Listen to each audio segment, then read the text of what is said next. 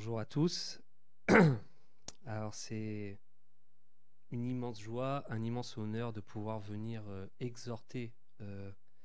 venir exhorter ici. C'est une grâce que le Seigneur me fait. C'est aussi, c'est comment dire, c'est un honneur d'être invité par le pasteur Sébillo, par les pasteurs Sébillo, de pouvoir exhorter. Donc c'est pourquoi c'est vraiment quelque chose d'important. Et le Seigneur m'a mis à cœur. En fait, je vais déjà prier pour remettre entre les mains du Seigneur.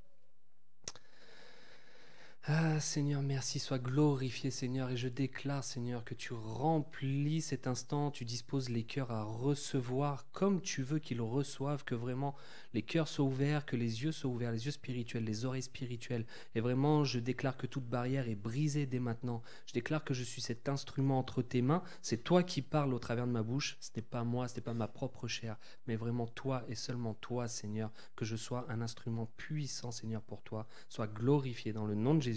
Amen. Alors je tenais à exhorter sur, le Seigneur m'a mis à cœur d'exhorter sur Matthieu 28, 19. Donc que dit Matthieu 28, 19 ? Il dit, allez, faites de toutes les nations des disciples, les baptisant au nom du Père, du Fils et du Saint-Esprit. Alors qu'est-ce qu'un disciple ? Un disciple, c'est une personne, c'est un élève, c'est une personne, en fait, c'est un étudiant qui apprend, en fait, qui suit un maître, entre guillemets. Notre maître, nous, c'est Jésus.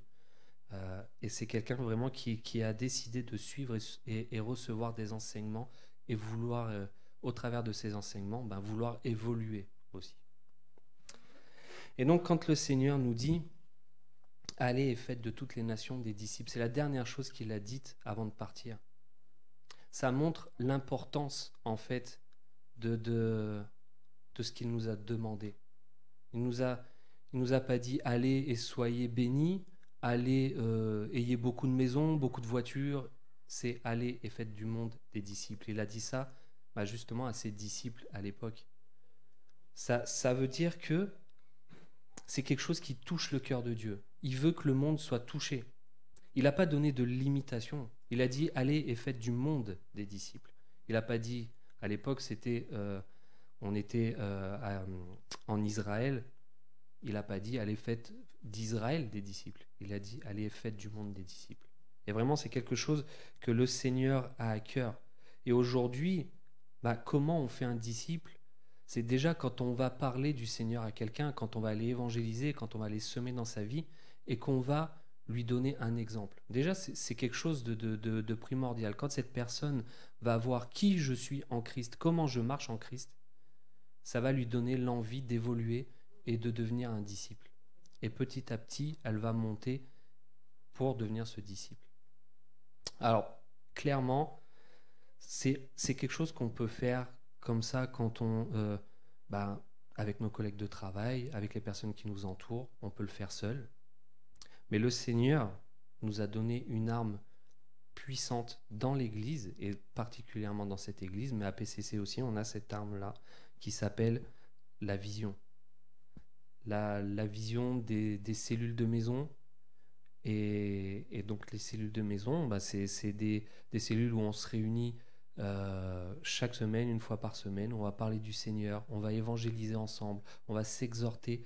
Chacun peut faire des disciples au sein du CDM parce que chacun peut être un exemple pour toute personne qui rentre dans le CDM. Et le CDM, ça nous permet, oui, de devenir leader, de devenir à notre tour ouvrir une cellule et pouvoir faire à nouveau des disciples. C'est pourquoi il est important de rentrer dans cette vision, parce que le Seigneur a parlé à son Église.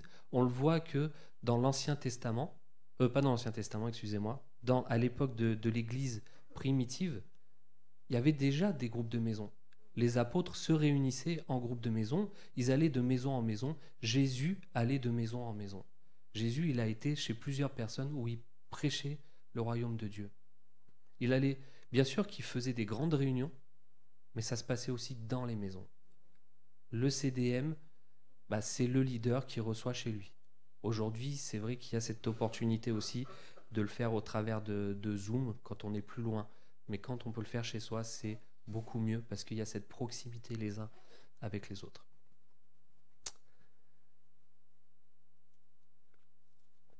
Alors, est-ce qu'on devient leader comme ça? Ben, on ne devient pas leader comme ça du jour au lendemain. C'est sûr que ça nécessite une croissance. Ça nécessite de grandir dans le CDM, ça nécessite d'apprendre des uns des autres, mais ça nécessite aussi par exemple, à l'église, vous avez ce qu'on appelle les cours de croissance. Ben, c'est quelque chose d'important de pouvoir se former.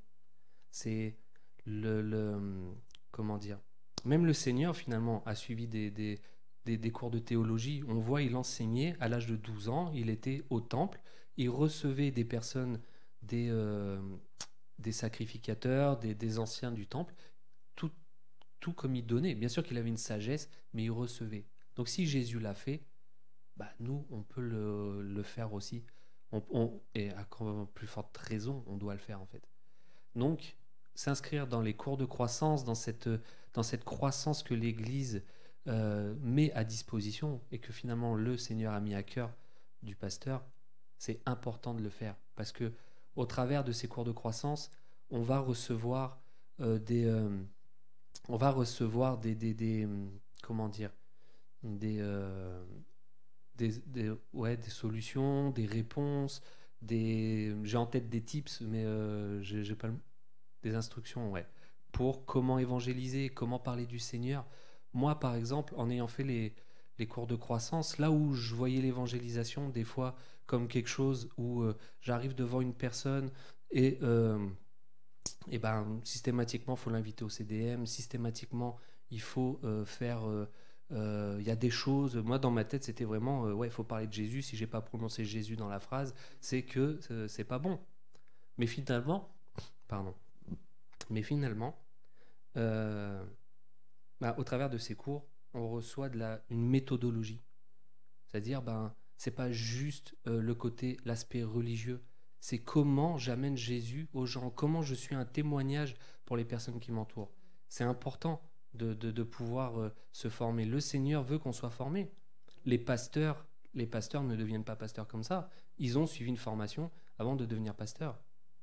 Donc tout le monde doit être formé. Donc c'est important de rentrer vraiment dans cette vision de devenir, euh, dans cette vision de pouvoir se former. C'est un temps dans une semaine, c'est 1 heure, 2 heures, mais c'est 2 heures dans une semaine. À la limite, ça demande pas beaucoup d'une vie, quoi. 2 heures sur 80 ans d'une vie, qu'est-ce que c'est? Pas grand-chose. Donc, et au travers de ça, on voit que ça plaît à Dieu. Et on se sent béni, on reçoit une joie qu'on ne peut pas recevoir ailleurs. Moi, j'ai pu être heureux quand j'ai fait les cours de croissance, par exemple, et que j'ai découvert le cœur de Dieu, que j'ai découvert que des fois j'évangélisais alors que j'en avais pas conscience. J'ai eu cette joie dans le cœur où je me suis dit, mais Seigneur, en fait, je fais ton œuvre. Et c'est tellement plus bénissant que toutes les maisons de la terre. Quand j'ai pu me rendre compte de ça et que petit à petit je l'ai mis en place dans ma vie jusqu'au point jusqu'au jour où je suis devenu leader, ça a été bénissant pour moi. Et au sein du CDM, quand on rentre aussi dans cette vision de vouloir rentrer dans un CDM, on reçoit aussi cette joie de pouvoir servir les autres. On apprend à servir les autres personnes du CDM. On va servir dans le CDM. On va, je sais pas, faire la louange, prier prier, exhorter, faites finalement tout ce que le Seigneur nous a demandé de faire. Et au travers de ça, on fait des disciples. Parce que quand une personne voit qu'on a cet amour pour elle, qu'on l'exhorte, qu'on lui donne une parole, qu'on est là pour elle, quand une personne voit que pour nous, avant, c'était tellement difficile, par exemple, de parler, et que là, du jour au lendemain, on arrive à louer devant tout le groupe, on arrive à prier devant tout le monde, ça donne envie aux autres de s'attacher à Jésus parce qu'ils voient ce changement. Donc c'est quelque chose qui est vraiment important pour le Seigneur. Dans le CDM, on reçoit, on grandit aussi parce que on est en direct contact avec le leader. Le leader va nous dire moi je vois ça pour toi. Tu as telle attitude, elle n'est pas bonne. Ou tu as telle attitude, c'est très bien.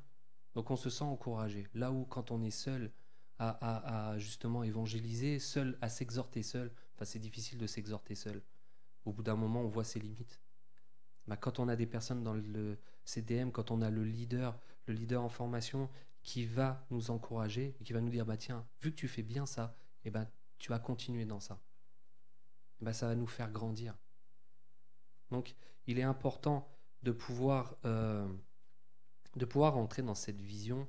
Moi, quand je suis arrivé à PCC, j'avais pas, au début, j'étais pas dans un groupe de maison, j'avais pas vraiment la connaissance de la vision. Mais quand j'y suis rentré, parce que nous, on est loin de PCC, quand j'y suis rentré, mais j'ai été béni, parce que le Seigneur nous bénit au travers de ça. Il nous bénit aussi financièrement et matériellement, même si c'est pas le but recherché. Mais j'avoue que je dis pas non à un peu d'argent. Mais voilà, le Seigneur, il nous bénit et on est tellement heureux de pouvoir faire ça pour les autres. C'est pas pour nous. On est heureux de pouvoir servir le Seigneur et de pouvoir dire Seigneur, merci parce que tu me permets d'exhorter une personne. Merci parce que cette personne, des fois, les personnes dans le CDM vont nous dire mais t'es un exemple pour moi. On n'est pas là pour être des exemples. Et c'est Jésus l'exemple. Mais c'est parce que nous, on s'attache à Jésus, ces personnes, on va avoir un témoignage qui leur donne envie de s'attacher plus à Jésus. Et ça, c'est bénissant. C'est tellement bénissant. Et je rends grâce à Dieu pour ça. Et du jour où je suis devenu leader, et quand on devient leader, c'est vraiment quelque chose... on pourrait croire que être leader d'une cellule de maison, c'est un fardeau, mais ça n'en est pas un. Il y a un certain fardeau, mais c'est un fardeau pour les âmes, où on a envie que les gens soient sauvés, où on a envie que ceux qui ne sont pas en Christ viennent à Christ. Mais le Seigneur déverse quelque chose en nous qui nous donne de l'amour pour les personnes qui nous entourent, qui nous donne une compassion, qui nous donne une vision différente, qui nous donne un lien en plus particulier avec le Seigneur. Quand je suis devenu leader, il y a eu un manteau qui est venu, bien sûr, le Seigneur déverse. Et il y a un lien qui grandit avec le Seigneur. Parce que plus on fait ce que le Seigneur veut, plus notre lien avec lui est profond. Donc, à plus forte raison, quand il nous a dit « Allez et faites de toutes les nations des disciples ». Quand on fait ça, c'est son cœur. Ça veut dire qu'on touche directement à son cœur. Ça veut dire qu'on recherche directement le cœur de Dieu. Parce que c'est pas pour nous qu'on le fait. On peut être sauvé et se dire « Moi, je reste dans un coin et je parle pas de Jésus aux gens ». On est sauvé. Mais quelle gloire! Qu'est-ce qu'on en retire, en fait? Qu'est-ce qu'on en retire? Donc, je terminerai sur cette question. Si le Seigneur vous posait la question, mon fils, ma fille, est-ce que tu as mis tout en œuvre pour faire des disciples? Est-ce que tu as pu mettre tout en œuvre pour faire des disciples? Quelle réponse vous lui donneriez?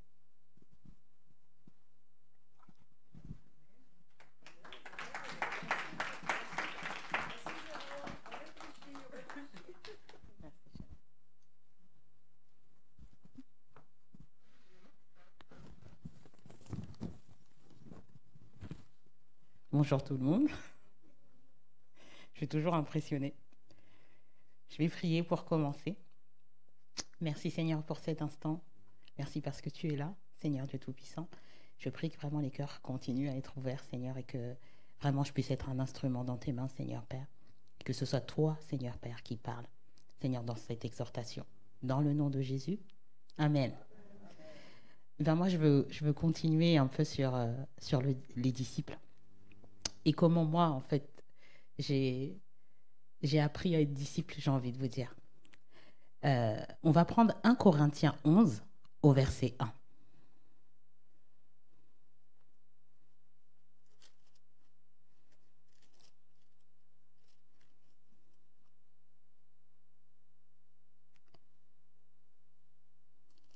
Qui ne trouve pas. Ce verset, il dit Soyez mes imitateurs, comme je le suis moi-même de Christ. Ce verset, il nous parle d'imiter en fait nos conducteurs, d'imiter notre pasteur, notre leader, parce que eux, ils suivent le Seigneur. Et c'est important. Et moi, je suis quelqu'un qui observe beaucoup et j'aime apprendre. Et c'est en observant en fait les personnes autour de moi que moi-même j'ai appris à être un disciple. Quand je lis la Bible, je me rends compte qu'il y a un nombre incalculable d'hommes, de femmes qui ont été disciples de Dieu et qui sont des exemples pour moi. Quand je regarde par exemple, déjà mon premier exemple c'est Jésus. Si on prend Jean 13, 35,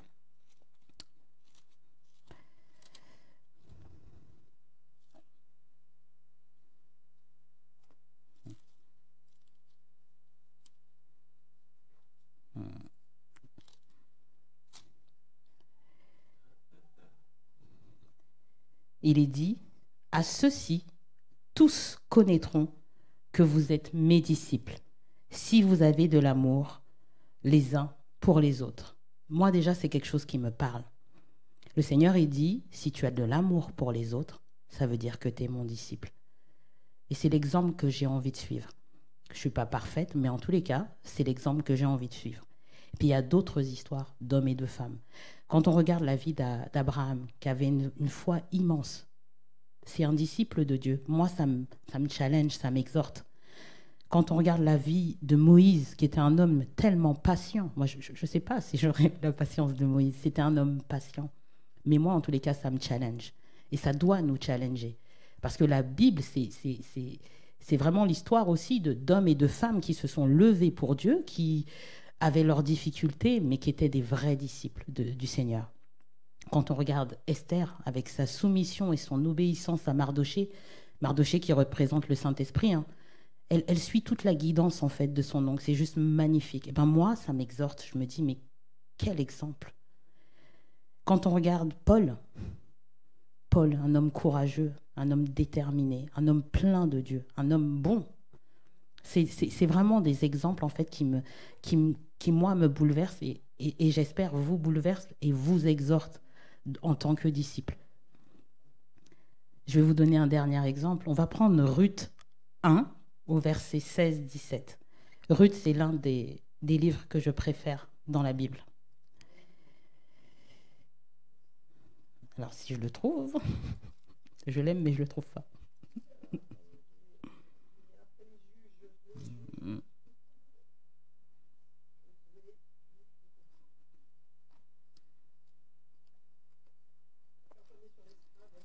Ouais. En tout cas, je sais que ce verset, il dit, ne me hâte pas de te quitter pour m'emmener loin de moi. Elle dit, là où tu iras, j'irai. Là où tu demeureras, je demeurerai. Ton Dieu sera mon Dieu. Ton peuple sera mon peuple.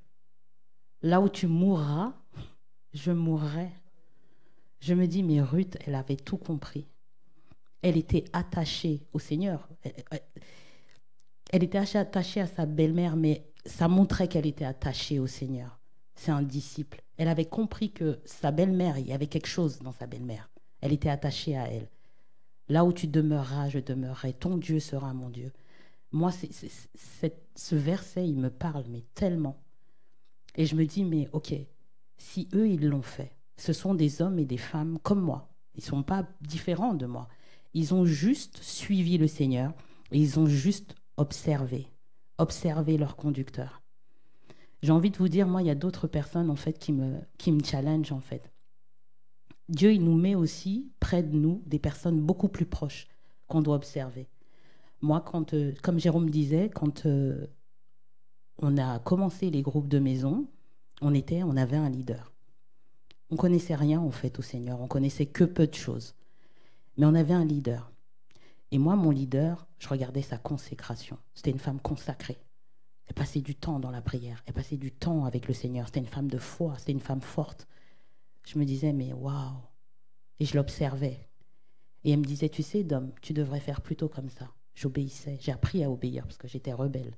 J'ai appris à obéir et j'ai aimé obéir parce que ça m'a fait grandir. L'obéissance, aujourd'hui, on dit que c'est un gros mot. Mais si vous saviez comme c'est bénissant d'obéir, quand on obéit, on va tellement plus vite. Et je l'ai appris. Aujourd'hui, je me dis, mais ok, mais ça, je l'ai gardé. Et j'ai regardé parce qu'elle aussi, elle obéissait. Vous comprenez? Elle obéissait à ce que Dieu lui disait. Et j'ai regardé, ça m'a vraiment challengée. C'est ça qui m'a appris à être un disciple. Je regardais aussi son discernement. Comment Dieu lui parlait, comment elle avait des discernements dans certaines situations quand nous, on était encore jeunes en Christ. J'ai obéi, j'ai regardé. Et il y a tellement d'autres choses qu'elle faisait que je regardais. En fait, elle m'a tout appris, si vous voulez. Et au fur et à mesure, on a grandi. Au début de ma vie chrétienne, en fait, tout ce que je sais, c'est mon leader au départ qui me l'a appris. Vous comprenez? Et au fur et à mesure, j'ai été encouragée. J'ai été soutenue, j'ai été aidée, j'ai été corrigée aussi. Et gloire à Dieu pour ça, parce que c'est bon. Quand on se trompe de route, c'est bien qu'on vous dise, tu sais, fais attention. Et c'est bien. Et c'est ce qui m'a fait grandir. C'est ce qui a donné dans mon cœur l'envie, en fait, d'être un disciple. Et puis, il y a mon pasteur. Mon pasteur qui me challenge tellement. Elle me challenge. Quand je vois mon pasteur, je me dis, mais comment elle fait ? Je sais qu'elle a un fardeau, mais je sais que je n'ai pas la révélation totale du fardeau qu'elle porte. Mais elle est là. Elle est là. Elle tient. Elle est un exemple. Elle est forte. Elle est inspirante. Je me dis, mais Seigneur, j'observe. J'apprends. J'apprends tout le temps. J'observe les gens qui sont en Christ avant moi. J'ai un profond respect pour ça. Parce que je me dis, ils ont à m'apprendre. Je ne m'assieds pas juste et... Non, je viens recevoir. Quand je viens ici, je reçois. Quand je viens ici, je suis bénie. Quand je vais dans mon église, je suis bénie. Et ça m'apprend à être un disciple. Ça s'apprend. Le fait d'être disciple, ça s'apprend. C'est important de regarder. Moi, quand je vois mon pasteur, je vois une puissante femme de Dieu. Ouais. Mais ce qui me touche le cœur chez mon pasteur, c'est... Je ne sais même pas comment l'exprimer, c'est... le prix qu'elle paye sans jamais se plaindre. Ça, c'est un exemple pour moi. Elle ne se plaint jamais. Elle est là. Elle fait ce qu'elle a à faire. Et elle le fait pour nous. C'est son cœur. C'est ça qui me touche. Vous voyez ce que je veux dire ? Quand je vois ça, je me dis, mais Dom, en fait, tu ne peux pas lâcher. Parce que tu n'as pas son fardeau. Par contre, ce que ça me fait me faire, ça me dit, ok, qu'est-ce que tu peux faire ? Comment tu peux aider ton pasteur ? Comment tu peux aider ton église ? Comment tu peux aider le royaume de Dieu ? Sois facilitateur. Quand on me demande quelque chose à l'église, je fais rapidement, parce que ça fait gagner du temps à mon pasteur, parce que ça fait gagner du temps à mes responsables. J'obéis. Je ne me pose pas 15 000 questions. On me dit de faire ça, même si je ne comprends pas tout, j'obéis.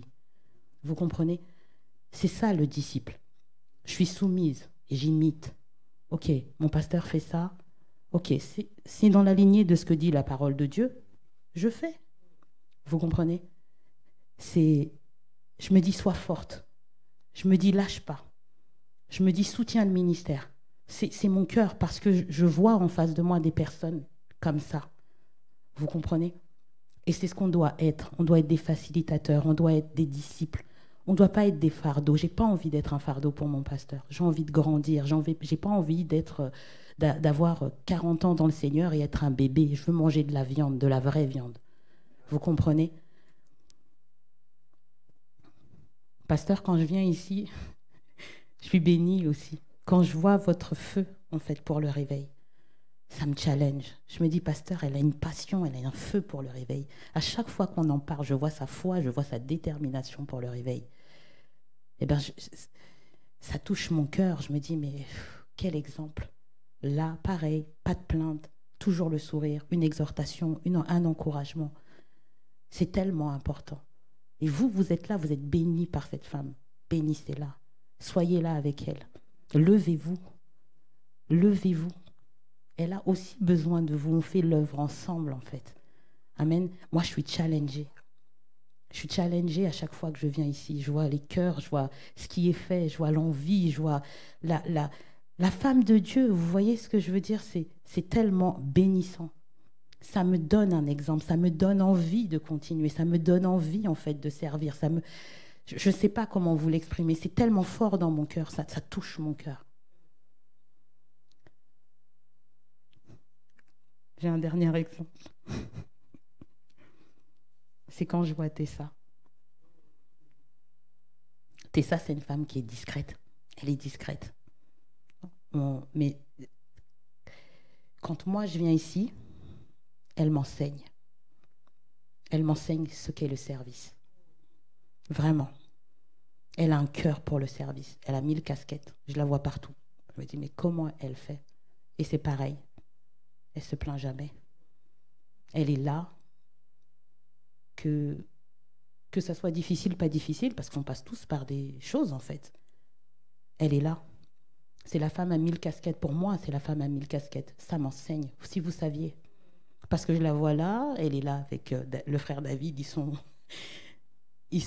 là, et puis après, ils sont sur l'estrade, et puis s'il faut aller autre part, ils sont là. Et ça m'enseigne, le service, le cœur du service. Moi, quand je vois Tessa, je me dis, mais c'est quelqu'un qui se dit, Seigneur, qu'est-ce que je peux faire pour toi? J'ai l'impression qu'elle dit ça tout le temps. Qu'est-ce que je peux faire? Je me rends utile, je suis là. Ça, c'est des disciples. Mais c'est à des personnes comme ça que moi, j'ai envie de ressembler. Ça m'exhorte. Et j'espère que vous êtes exhortés, parce que vraiment, pour moi, c'est ça, des femmes, des hommes de Dieu. Des personnes qui ne lâchent pas, des personnes qui continuent, des personnes qui exhortent, des personnes qui aiment, des personnes qui pardonnent. C'est ça le disciple. Qui veulent que le peuple de Dieu soit touché, qui veulent que le peuple de Dieu grandisse, qui veulent que le peuple de Dieu soit béni. C'est ça être un disciple. On est là pour les autres. On n'est pas là pour nous. Bien sûr que Dieu est bon. Il dit qu'il rémunère. C'est notre rémunérateur et gloire à Dieu. Mais on n'est pas là pour nous. On est là pour ce monde qui se meurt. On est là pour nos frères et sœurs aussi qui sont en difficulté dans l'Église, parce que tous on passe par des difficultés. Mais on a besoin, nous on est sauvés. Je le dis tout le temps, nous on est sauvés. Demain, si on ferme les yeux, on sait où on va. Des fois, quand je vois Tessa, quand je vois Pasteur Monique, quand je vois Pasteur Sébillo, quand je vois tous les exemples de la Bible, je me dis, ces personnes-là, elles ne lâchent pas. C'est un vrai exemple pour moi. Elles ne lâchent pas.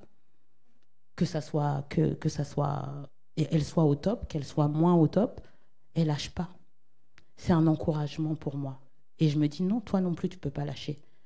Soyez mes imitateurs. J'imite fidèlement. Et en imitant, frères et sœurs, si vous saviez comme j'ai grandi juste en imitant. Juste en me disant, ok, si pasteur le fait, je le fais avec elle. On prie tous les matins à l'église. Tous les matins, depuis quelques mois, on fait ça. Tous les matins tôt. Je me dis, pas, au début, je me disais, waouh, ok, il va falloir se lever là. Ok, Seigneur, je vais le faire. Mais au final, on prie, mais c'est moi qui reçois. Vous comprenez? Parce que pasteur, elle a initié cette prière que Dieu lui a insufflée, mais on en a tous les bénéfices. Moi, j'en ai les bénéfices. Aujourd'hui, j'arrive à me réveiller plus tôt pour prier pour mes besoins et ensuite être à la prière. Mais sans cette prière, je ne pense pas que j'aurais réussi à le faire. Je suis challengée tout le temps. Et ça dépose quelque chose dans mon cœur. Alors je vous encourage à vous lever en tant que disciple, avec les moyens que Dieu a mis en vous. Qu'as-tu dans ta maison? Peut-être un peu d'huile.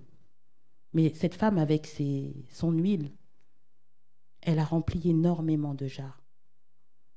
J'ai envie de vous dire, soyez des disciples, levez-vous en tant que disciples, désirez, imitez vos conducteurs, imitez-les. Tant qu'ils suivent le Seigneur, suivez-les. Amen. Je voudrais faire un court témoignage et j'aurai terminé. C'est la première fois que je témoigne de ça, mais je pense que ça peut exhorter quelqu'un. Et le Seigneur me pousse depuis un moment à le faire, alors je vais le faire. Entre fin 2020 et fin 2021, je suis passée par un moment très difficile et je suis tombée dans une forte dépression. c'était vraiment quelque chose de démoniaque qui est vraiment venu s'appesantir sur moi. Et mes frères et sœurs, c'était difficile. Je servais déjà le Seigneur, j'étais déjà leader, bon bref. Mais je n'avais plus aucune force. Je n'avais plus aucun désir. J'étais juste dans la dépression. Et dans cette dépression, je veux dire ça pour témoigner par rapport au CDM. Dans cette dépression, même quand mon mari venait me demander, lui, il était complètement perdu, il me disait « Ouh là là, je ne l'ai jamais vu comme ça. » Parce que je suis toujours... Et il s'est dit « Qu'est-ce qui arrive à ma femme ?» Il ne comprenait pas. Quand mon mari venait me demander, c'est pour vous dire à l'état dans lequel j'étais, quand il venait, lui prenait soin de moi, et gloire à Dieu pour ça. Mais quand il venait me demander « Chérie, qu'est-ce que tu veux manger ce soir ?» Je pleurais. Parce que je n'avais même pas la force de lui dire ce que je voulais manger. Dans ma tête, je me disais, mais pourquoi il me questionne? Je ne sais même pas où je suis là. Vous comprenez, j'étais vraiment dans une lourde dépression. Mais dans ce moment-là, j'ai repensé en fait aux personnes que j'imitais. Et j'ai dit, Seigneur, même si je suis en dépression, Père, je continuerai mon CDM. Je le ferai dans la douleur, mais je le ferai. Parce qu'il y a d'autres personnes qui comptent sur moi. Et j'ai continué mon CDM. Et des fois, je me relevais un quart d'heure avant mon CDM parce que j'étais clouée au lit. Mais je faisais mon CDM et je ne montrais rien. Et j'exhortais mes frères et sœurs. Et je priais pour mes frères et sœurs. Et là-dedans, mes frères et sœurs, le Seigneur, il m'a fait sortir de cette dépression parce que j'ai continué. La seule prière que je pouvais faire le matin, c'était Dieu, aide-moi. Et je sais que tu vas le faire. Et Dieu l'a fait. Et parce qu'il y avait le CDM, je vous assure que si je n'avais pas le CDM, je pense que je n'aurais pas tenu. Et je me disais, tu ne peux pas laisser tes frères et sœurs seuls. Tu ne peux pas les laisser. T'es leader, c'est ta responsabilité. Mais là-dedans, Dieu m'a restaurée. Et très rapidement, j'ai pu continuer, j'ai pu avancer. Et jusqu'à ce que Dieu me fasse... J'étais sous médicaments. Jusqu'à ce que Dieu, et à un moment donné, je me dis, mais j'en ai plus besoin, en fait, de ces médicaments. J'ai arrêté de les prendre. Le médecin m'a dit... Vous prenez toujours vos médicaments? Ah non, ça fait un mois que je ne les prends plus. On n'est pas censé arrêter comme ça. Mais moi, je savais que je pouvais arrêter parce que Dieu m'avait guéri. Amen. Mais ça, c'est s'il n'y avait pas le CDM, je n'aurais pas ce témoignage-là aujourd'hui. Amen. Donc, je voulais vraiment vous exhorter. J'espère que ça vous a exhorté. Amen.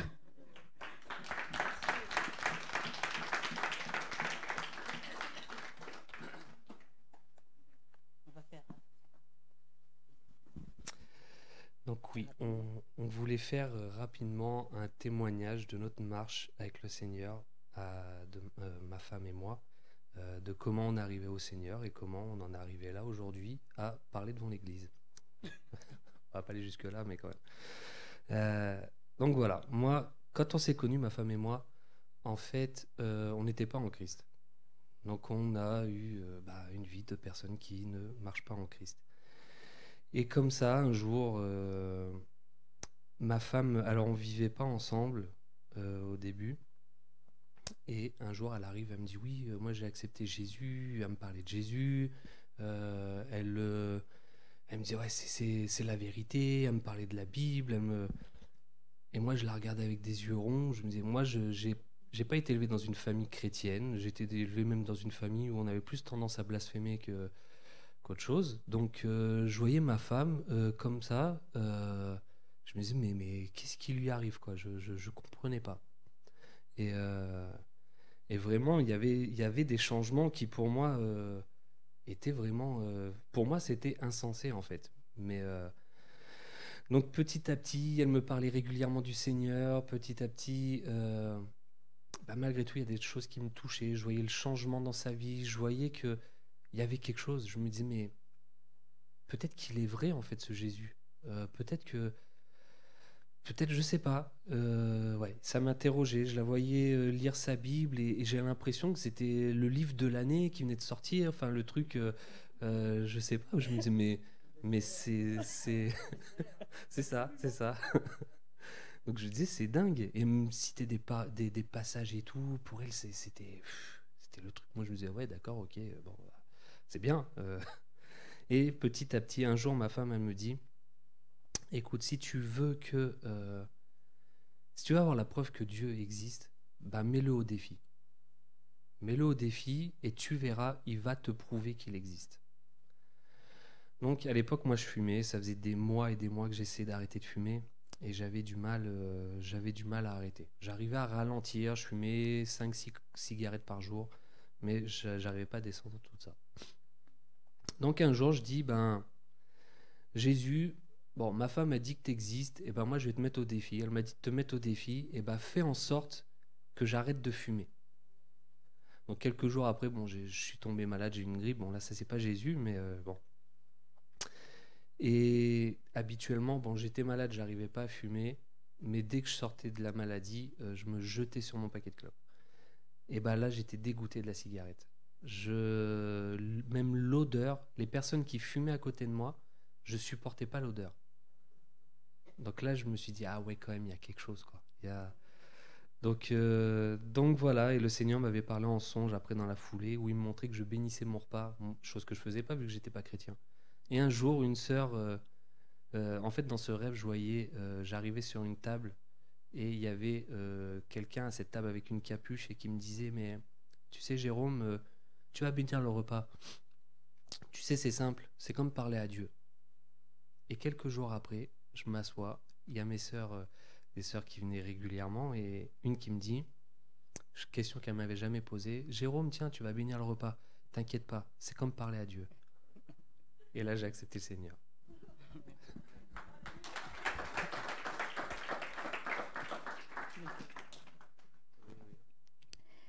Moi, ma conversion, elle a été d'un coup.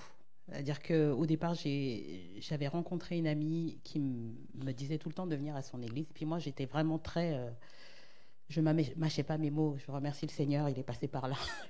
Je ne mâchais pas mes mots et à chaque fois, elle m'invitait, mais j'étais au plus bas. Hein. J'étais vraiment dans une déchéance totale. Et à chaque fois, elle me disait, mais viens à l'église, viens à l'église, viens à l'église. Et puis un jour, je lui ai dit, écoute, tu me saoules, je vais venir à l'église, comme ça, tu vas me lâcher. Vraiment, c'est ce que je lui ai dit. Sauf que le Seigneur, il m'attendait là-bas, il m'a fait une petite embuscade. Ça a touché mon cœur. Mais après, j'ai pas été enseignée, j'ai pas continué à aller jusqu'à ce que d'autres sœurs reviennent. Et elles me parlent de Jésus, mais mon cœur était ouvert. Et donc là, j'ai accepté. Et on a commencé à lire la Bible ensemble, on a commencé à faire des études bibliques ensemble, et c'est ce qu'il racontait tout à l'heure. Et ma conversion, ensuite, elle a été radicale. C'est-à-dire que je me suis rendu compte de mon péché, de comment je vivais, et je me suis débarrassée de tout ce que j'avais qui ne glorifiait pas Dieu. J'ai jeté des livres, j'ai jeté des DVD, des musiques. Je regardais énormément de films d'horreur, toutes ces choses, en fait, juste démoniaques. Hein. J'ai jeté tout. Et puis, donc lui, il ne comprenait pas. Je comprends parce que c'était vraiment, vraiment radical. Et j'étais tout pleine de pensées positives, New Age, taoïsme, hindouisme, toutes ces choses-là. J'ai tout jeté. Et le Seigneur a vraiment tout de suite changé mon cœur. Il y a eu vraiment une grosse transformation. Et ma marche a changé après.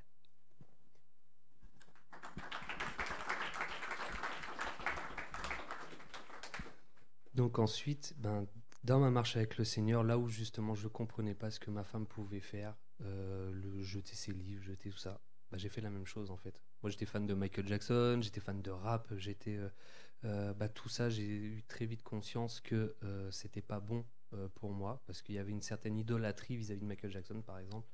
Donc tout ça, j'ai jeté et on a grandi donc ensemble. Moi j'avais vraiment à cœur de suivre Jésus et pas le faire pour ma femme. Donc c'était vraiment quelque chose qui était prégnant pour moi, où je me disais c'est pas possible en fait que je suive Jésus pour ma femme. C'était Jésus pour Jésus.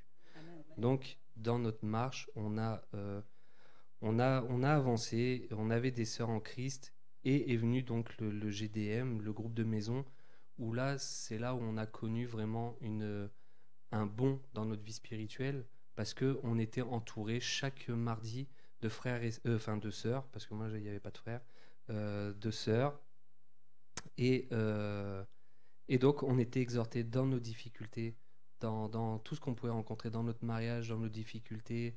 On avait cette grâce d'avoir des sœurs qui priaient pour nous, qui nous encourageaient, et ça nous a permis de grandir. Et donc ma femme à cette époque-là était équipière jusqu'au moment où elle est devenue en fait leader. Oui, du coup, moi j'ai suivi une formation aussi Donc j'ai suivi les formations, les C1, les C2, les C3, les C4. Je l'ai fait progressivement, mais parce qu'en fait j'avais envie de grandir et je comprenais que j'avais besoin en fait d'être formée.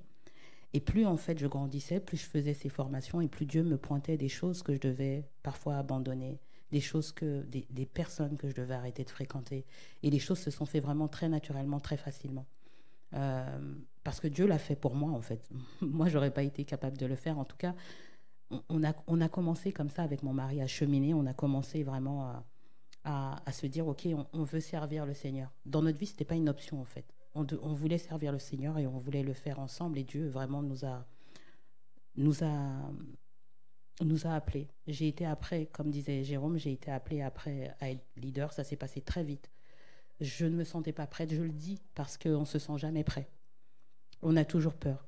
J'ai eu peur, je ne me sentais pas prête, sauf que je me suis dit, Seigneur, moi je veux te servir, donc si tu dis que je suis prête, alors ça veut dire que je suis prête. Et j'ai ouvert mon groupe de maison, et mon mari était mon leader en formation, et ce n'était pas facile. Vas-y. Moi, ça nécessitait, en fait, déjà... le Seigneur a dit que le mari était le leader de son foyer, mais dans le CDM, dans le GDM, donc c'était ma femme mon leader. Donc moi, j'ai eu cette tendance en fait à laisser le leadership à ma femme aussi bien dans le groupe de maison que dans le foyer. J'arrivais pas trop à faire la part des choses, donc ça a nécessité à un moment donné que je fasse un ajustement exactement. Donc ça a pris quand même quelques temps. Mais cet ajustement, j'ai réussi à le faire. Aujourd'hui, on est du coup leader chacun. On a chacun notre groupe de maison. Ça veut dire que le mercredi à la maison, lui, il est avec ses membres à un endroit et moi, je suis avec mes membres à un autre endroit. On n'interfère plus dans le CDM de l'autre. Il est pleinement leader et ça me va bien. Et moi, je suis pleinement leader aussi de mon côté. Et on a nos membres et on discute des fois de nos CDM, mais chacun fait son CDM avec sa façon d'être. Et Dieu l'a fait, en fait. Et aujourd'hui, c'est pour vous dire que, pour terminer rapidement, on sait, je ne sais pas comment, je ne sais pas où, je ne sais pas quoi, mais on sait qu'on est appelé à servir ensemble. Le Seigneur nous met ensemble pour beaucoup de choses.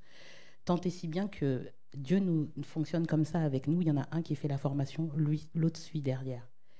Et même dans la vie, en fait, en 2021-2022, l'un a fait une formation. De 2022-2023, l'autre a fait la formation. On a fait la même formation, on fait le même métier. Et aujourd'hui, on travaille au même endroit. Le Seigneur nous appelle vraiment ensemble. Parce que même dans la vie séculière, on est ensemble. Alors, on ne se voit pas toute la journée, heureusement. Parce que sinon, on n'aurait plus rien à se raconter, ce serait compliqué. Mais en tous les cas, on travaille au même endroit et on fait la même chose. Donc, c'est parce qu'on sert le Seigneur et parce qu'en fait, on a suivi cette vision en fait, du groupe de maison que notre destinée, en fait, elle a été tracée, même dans notre vie séculière, en fait.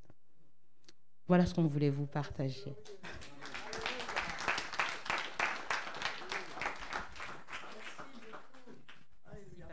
Je prie pour vous, hein. Alléluia. Seigneur, merci. Merci pour ce couple, Seigneur, merci pour l'unité. Seigneur, merci pour la vision. Merci, Seigneur, que cette unité entre eux ne soit jamais brisée, Seigneur. Qu'ils marchent dans cette unité glorieuse, Seigneur. Et que tu les couvres de ton manteau, Seigneur. Une nouvelle onction, Seigneur. Une nouvelle onction ensemble, Seigneur. Seigneur, merci parce que c'est un miracle lorsqu'un couple marche ensemble. C'est quelque chose de puissant, Seigneur. Et je prie, Seigneur, Père, que tu leur donnes vraiment abondamment de nouveaux disciples à former, Seigneur, d'ouvrir de nouveaux groupes, Seigneur. Je prie que toute la région dans laquelle ils sont établis, Seigneur, soit transformée par leur foi, par leur prière, par leur louange et par leur témoignage. Je prie qu'ils prospèrent à tous égards, Seigneur. Et je prie, Seigneur, que tu continues, Seigneur, de les former, de les transformer, afin qu'une multitude autour d'eux soit formée et transformée à son tour, au nom puissant de Jésus. Amen.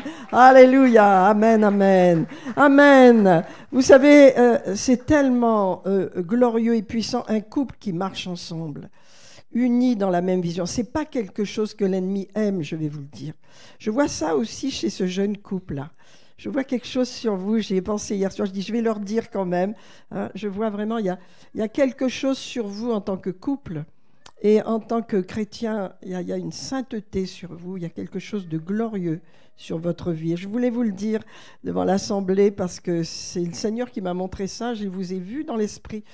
J'ai vu que cette unité entre vous et cette consécration, le Seigneur va vous conduire. Alléluia, c'est précieux. Vous savez, le diable est dans la division, dans la dispute, dans la tristesse pour attrister les croyants. Mais quand un couple est uni, quand il y a de l'amour, quand il y a une protection mutuelle, c'est extraordinaire. Dieu va utiliser des couples parce que le monde en a besoin. C'est un exemple dont le monde a besoin. Je vais donner la parole donc à des témoignages, mais avant, j'avais un verset simplement à vous montrer dans Éphésiens 4. Tout le monde ne réussit pas son couple quand on est dans le ministère. Hein. Il y a des défis. Hein. Attention à l'esprit de compétition. C'est une catastrophe, ça détruit l'unité. L'esprit de compétition, de jalousie, c'est un démon. Il faut donc faire attention à vous protéger de cet esprit, parce qu'il détruit beaucoup la communion des couples. Et donc, je voulais vous lire, c'est dans Éphésiens 4, ce passage, si je vais le retrouver, où il est. Voilà. Alors, c'est le verset 16, c'est un seul verset, mais il nous parle de tout ce qui a été dit et témoigné ce matin. Il est dit, c'est de lui, verset 16, Éphésiens 4, et grâce à tous les liens de son assistance, que tout le corps, bien coordonné et formant un solide assemblage, tire son accroissement selon la force qui convient à chacune de ses parties et s'édifie lui-même dans l'amour. Regardons, je voudrais simplement le relire. Hein. C'est grâce à Jésus, donc c'est de lui. Et grâce à tous les liens de son assistance. On a été soutenus hier. On a été assistés. On a été soutenus par le Seigneur, n'est-ce pas? Tous les liens de son assistance. Que tout le corps... C'est-à-dire que, vous voyez, quand on fait partie de l'Église, le baptême, le premier baptême, c'est le baptême dans le corps. On est de nouveau et Dieu nous place dans son corps. Ensuite, nous sommes baptisés d'eau. Ensuite, nous sommes baptisés du Saint-Esprit. Eh bien, il est dit qu'on appartient à un corps, donc on devient membre les uns des autres. On n'est pas assis comme ça, l'un à côté de l'autre, on est membre. On est membre du corps. Ça veut dire on est tous reliés, attachés les uns aux autres. Et vous voyez, c'est quelque chose qui circule, la même foi, le même esprit, la même ADN circule dans nos membres. Nous sommes un corps.